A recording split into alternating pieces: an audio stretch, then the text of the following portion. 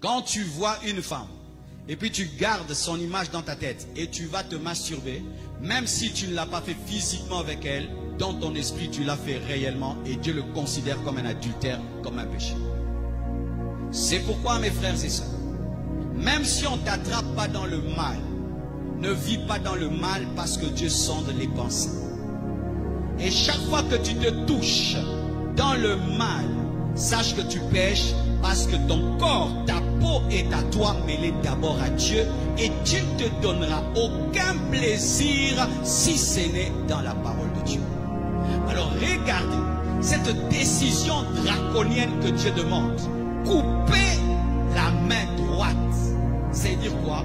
Il faut un sacrifice, une décision profonde pour abandonner certains péchés.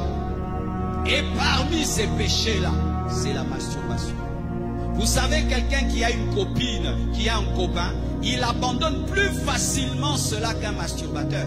Parce que quand on te dit sépare-toi d'un copain, d'une copine, c'est une personne physique, tu peux dire ne me cherche plus, ne me cherche plus. Mais comment tu vas dire à ta main ne me cherche plus?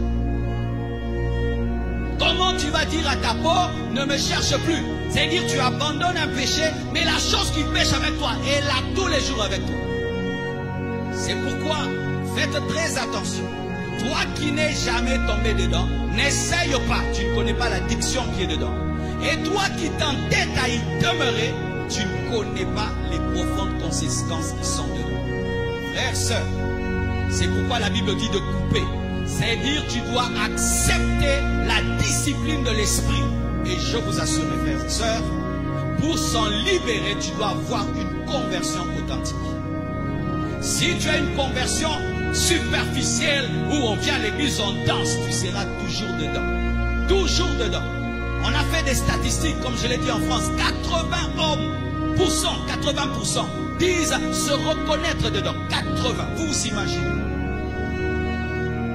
Alors, mes frères et sœurs, toutes les forteresses dans vos pensées qui vous y encouragent, vous disant non, Dieu comprend, ce n'est pas grave, tu l'as fait seul. Faites très attention à ces forteresses, elles vont vous faire rater l'enlèvement. Les masturbateurs iront en enfer.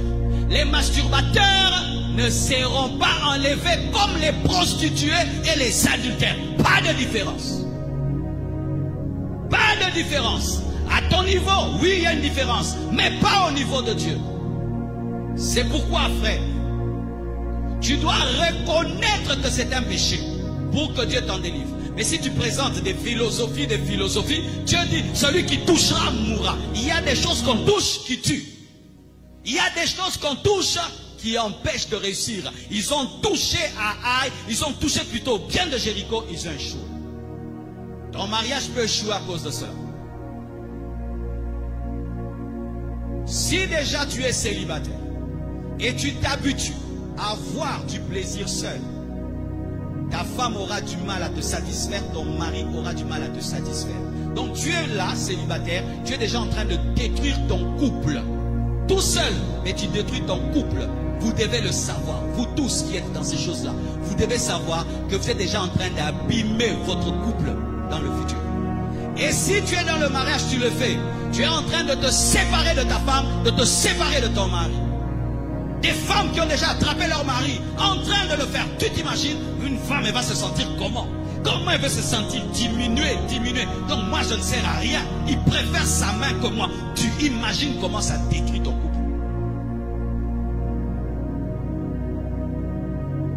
Et sachez que lorsque vous le faites, vous ouvrez une porte au monde des esprits mauvais. Parce que le diable rôde autour de nous cherchant qui dévorer. Et la masturbation est l'une des portes. Et quand tu te masturbes, voici ce que tu ne sais pas, c'est que tu libères ta force. Et les puissants des ténèbres la révèlent. C'est pourquoi quand tu te masturbes, imagine un démon autour de toi. Avec un gobelet. Ou avec un panier d'offrandes. C'est une offrande que tu donnes au diable. C'est une offrande que tu donnes à Satan. C'est une offrande que tu donnes à l'esprit de femme de nuit et de mari de nuit. Pourquoi? Parce que quand tu le fais, tu ouvres une porte à des pensées impures. Et ces pensées impures attirent des esprits impurs. C'est pourquoi souvent ceux qui sont dans la masturbation ont souvent aussi des femmes de nuit et des maris de nuit. Et quand maintenant tu as des femmes de nuit et des maris de nuit, ça va entrer dans ton couple, ça va amener le divorce, ça va amener la frigidité, ça va amener l'impuissance, ça va amener la stérilité. Et c'est comme ça que vous détruisez vos couples, rien qu'avec ce que vous appelez « ce n'est rien, je le fais seul ».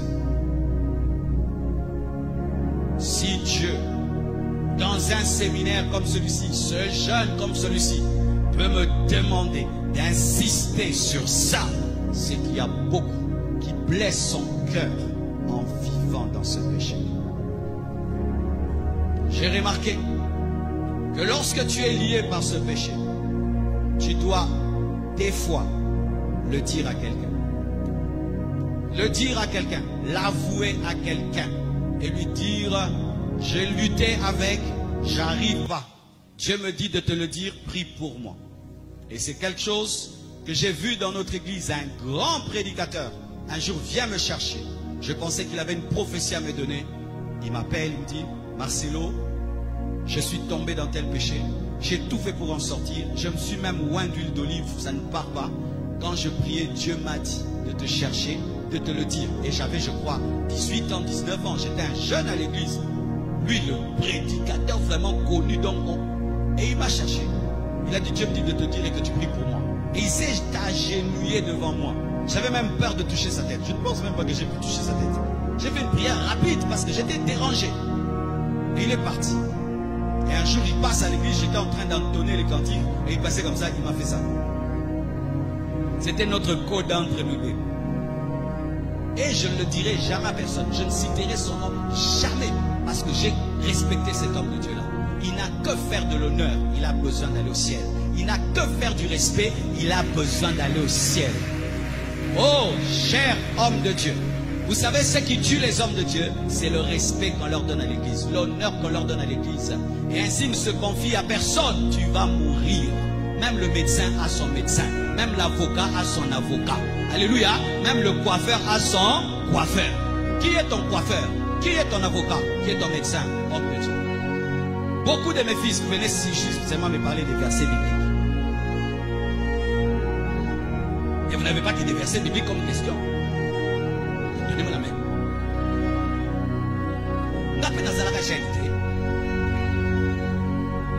Vous venez seulement, pasteur. Alors j'ai vu le ciel ouvert. Mais il y a d'autres choses qui s'ouvrent, tu n'en parles pas. Ah oui. Et sachez que moi, je ne suis pas le pasteur des parfaits. Les gens qui me connaissent vraiment, ils le savent. Beaucoup de gens ont une fausse image de moi. Que Marcelo, si tu crains Dieu, il t'aime. Si tu as des défauts, il te jette. Jamais. Je respecte beaucoup les personnes qui se révèlent telles qu'elles sont. Parce que ce sont elles les vrais chrétiens. Les vrais chrétiens. Frère, tu as un problème pareil. Peut-être tu n'auras pas le temps d'entrer dans mon bureau. Tu peux même en parler à un de tes amis. Tu lui dis, non frère, prie pour moi. Je me suis battu dans le secret, ça n'arrive pas. Ça ne part pas. Parce que certains péchés, pour te quitter, il faut que tu puisses humilier Satan qui veut que tu caches. Parce que certains péchés ont la force que quand c'est caché. Le justement que tu dis, la puissance s'en va. Mais si tu caches, tu vas cacher jusqu'à ta mort. Et on va te chercher au ciel. Tu es vraiment dans l'enfer, là où le feu est bleu. Au milieu là. Parce que toute ta vie chrétienne, tu étais dedans. Tu étais dedans. Et maintenant imagine que toute ta vie chrétienne, tu es dedans. Et nous, on suppose que tu crains Dieu. Alors imagine, samedi, tu es tombé dedans. Mais nous, dimanche, maintenant, il y a beaucoup de démons qui tombent ici. Beaucoup de gens qui ont des démons qui tombent ici. Et puis on te dit, frère, viens poser les mains. Toi-même, tu sais ce que tu as fait samedi. Est-ce que tu vas dire, tu vas seulement venir. Au nom de Jésus. Au nom de Jésus. Au nom de Jésus. Au nom de Jésus. C'est quel genre de main que tu mets? Alors, le jour que tu vas rencontrer un démon impoli, il va t'humilier publiquement. Il va dire, yo, yo, pour toi. Que je dis ce que tu as fait samedi. Yo, yo, yo, yo, nom de Jésus. Tais-toi démon, comme Jésus dit, tais-toi démon. Jésus n'a pas dit tais-toi démon pour cacher les choses, hein. Et aussi, tu es infecté et tu vas à l'hôpital, tu seras davantage infecté. C'est pourquoi les médecins se protègent eux-mêmes pour ne pas recevoir les microbes de leurs patients. Mais toi-même, tu as des choses et tu t'exposes. Tu vas recevoir d'autres microbes et des nouveaux démons qui vont entrer dans ta vie. Mes frères, ne jouez pas avec cela. Lorsque dans un pays libre comme la France, on fait balader un micro et 56% des femmes disent qu'elles sont dedans, 80% elles sont dedans, 80 hommes d'hommes sont dedans. Peut-être au Congo, on ne sait pas si on fait balader, ce sera comment. Mais non, on va seulement fuir, on ne va pas répondre. Donc le bataille, on va question technique, on va question à genre anonyme.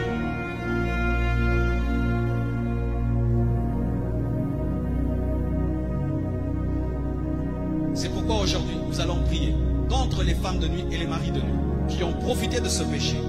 On va aussi prier contre cette force, cette puissance qui te cherche. Mais si pendant que je prêche, le Seigneur t'a convaincu que tu dois en parler à quelqu'un, fais-le, parle. Et si quelqu'un te le dit et tu le sors, Dieu te frappera. Si quelqu'un te confie son secret et toi tu le sors, maintenant Dieu va te frapper. Parce qu'un homme qui s'humilie devant Dieu, il faut l'honorer, il faut le respecter. Que Dieu vous bénisse abondamment.